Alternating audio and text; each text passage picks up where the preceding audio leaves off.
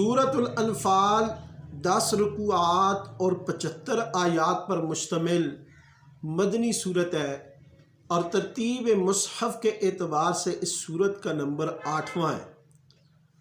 انفال کے معنی مال غنیمت کے ہیں۔ اس صورت میں غنیمت کے احکام کا بیان ہے، اس لیے اس صورت کا نام انفال رکھا گیا ہے۔ اس صورت میں سب سے پہلے ایک سوال کا جواب ہے جو مال غنیمت کے متعلق کیا گیا۔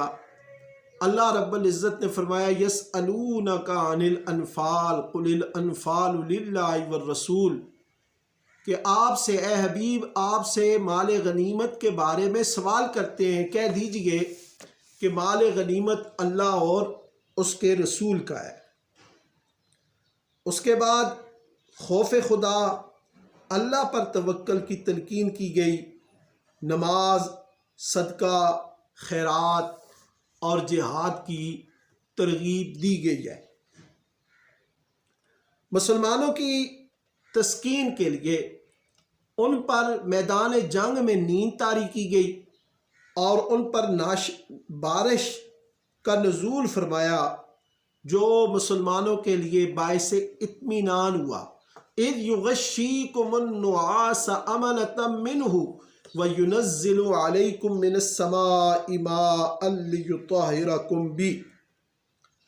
اس کے بعد مسلمانوں کا کفار کے مقابلے میں جب آ جائیں تو پیٹھ پھیر کر بھاگنے سے سخت منع کیا گیا۔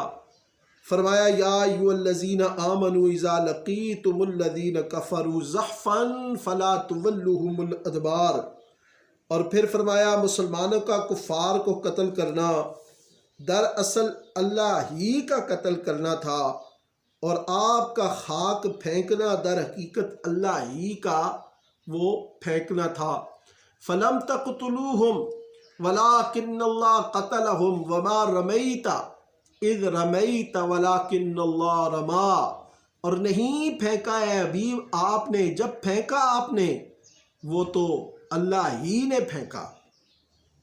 اس کے بعد جب اللہ اور اس کا رسول بلائیں تو تم ان کی خدمت میں حاضر ہو جاؤ۔ یا ایھا الذین آمنوا استجیبوا للہ وللرسول اذا دعاکم لما یحییکم۔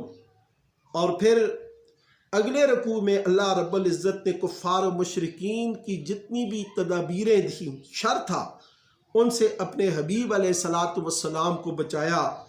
ان کا یہ مکر تھا، یہ تدبیر تھی، اذ یمکر بک الذین کفروا لیثبتوک او یقتلوک او یخرجوک، کہ رسول اللہ صلی اللہ علیہ وسلم کو قید کر لیں یا ان کو قتل کر دیں یا نکال دیں۔ اللہ نے کفار کے ہر شر سے، ہر مکر سے، ہر سازش سے اپنے حبیب کو محفوظ رکھا۔ اور پھر اللہ رب العزت نے کفار کا یہ کہنا ذکر کیا، کفار یہ کہتے کہ یہ قرآن اگر برحق ہے تو اس کے انکار کی وجہ سے ہم پر عذاب کیوں نہیں اترتا؟ تو اللہ رب العزت نے اس کا جواب دیا۔ اللہ رب العزت نے فرمایا وما کان اللہ لیعذبہم وانت فیہم، اے حبیب آپ کے ہوتے ہوئے ان پر عذاب نازل نہیں کیا جائے گا، حالانکہ یہ لوگ عذاب کے مستحق ہیں۔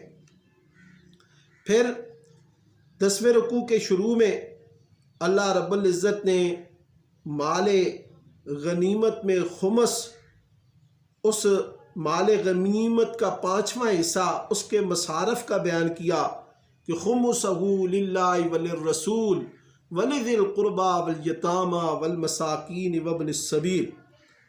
پھر اللہ رب العزت نے کفار سے مقابلے کے وقت ثابت قدم رہنے کا حکم دیا اور آپس کے اختلاف اور بزدلی سے منع کیا کہ جب تم آپس میں اختلاف کرو گے، آپس میں نزاع کرو گے، چھوٹی چھوٹی باتوں پر لڑو گے تو تمہاری ہوا نکل جائے گی اور دشمن کے مقابلے میں تم کمزور ہو جاؤ گے، اس لیے ایسی باتوں سے اجتناب کرو۔ پھر اللہ رب العزت نے ایسی قوم جس کے ساتھ مسلمانوں کا معاہدہ ہوا ہے تو معاہدے کو پورا کرو، لیکن جب وہ قوم عہد شکنی کرے تو تم بھی اس کے معاہدے کو توڑ دو اور ان کے ساتھ جنگ کا اعلان کر دو۔ وَإِمَّا تَخَافَنَّ مِن قَوْمٍ خِيَانَةً فَانبِذْ إِلَيْهِمْ عَلَى سَوَاءٍ۔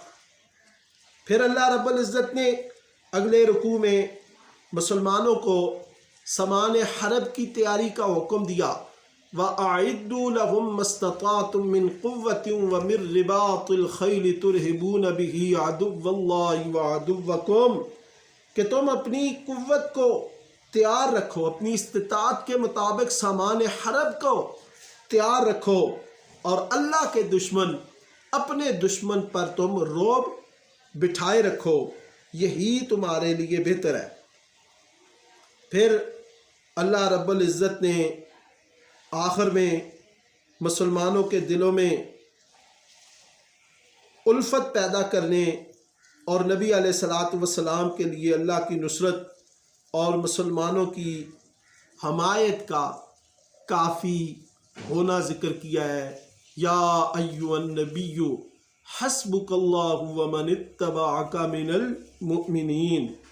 اور آخری رکوع میں اللہ رب العزت نے مہاجرین صحابہ، انصار صحابہ اور مجاہدین صحابہ کے لیے رزق میں وسعت اور مغفرت کی نوید سنائی ہے، اور مزید فرمایا کہ بعد میں ایمان لانے والے، غزوہ بدر کے بعد ایمان لانے والے اور ہجرت کرنے والے بھی پہلوں کے ساتھ لاحق ہیں، پہلوں کے ساتھ وہ جڑ گئے ہیں، اور بعض رشتہ دار دوسرے رشتہ داروں سے زیادہ راجح، زیادہ ترجیح والے ہیں۔ اللہ رب العزت نے فرمایا وَالَّذِينَ آمَنُوا مِن بَعْدُ وَهَاجَرُوا وَجَاهَدُوا مَعَكُمْ فَأُولَٰئِكَ مِنكُمْ وَأُولُو الْأَرْحَامِ بَعْضُهُمْ أَوْلَىٰ بِبَعْضٍ فِي كِتَابِ اللَّهِ إِنَّ اللَّهَ بِكُلِّ شَيْءٍ عَلِيمٌ۔